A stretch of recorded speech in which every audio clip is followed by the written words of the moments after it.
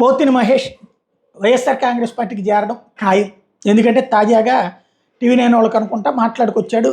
సింహంలా ఉండాలి నాయకుడు అనేటువంటి వాడు, నా వాడిని నేను చూసుకుంటాననేటట్టు ఉండాలి, అట్లా ఎవరుంటే అక్కడికి వెళ్తానంటూ చేసినటువంటి ప్రకటన. ఇప్పుడు వాస్తవంగా తెలుగుదేశం జనసేన బీజేపీ కూటమి కట్టుంది కాబట్టి అందులో సింహాలు ఉంటే కనుక పోతిని మహేష్ ఆ సింహాన్ని ఆ సింహాల దగ్గరికి దిగదు కదా, ఎందుకంటే పక్కన ఉన్నటువంటి సందర్భంలో. కాబట్టి ఇప్పుడు చూస్తుంటే వైఎస్ఆర్ కాంగ్రెస్ పార్టీ వైపుకి వెళ్ళడం ఖాయంగా కనిపిస్తోంది.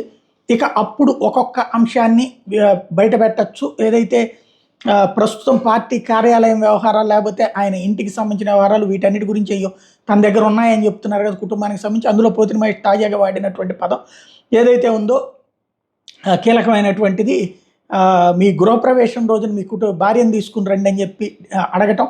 ఇవాళ ఒంటరిగానే పవన్ కళ్యాణ్ గృహప్రవేశం చేసినటువంటి నేపథ్యంలో ఈ చర్చకి తెరతీసాడు. రాబోయేటువంటి రోజుల్లో పోతిని మహేష్ ద్వారా జగన్కి చెక్ పవన్ కళ్యాణ్కి చెక్ పెట్టేందుకు సిద్ధపడుతున్నట్టు కనబడుతోంది.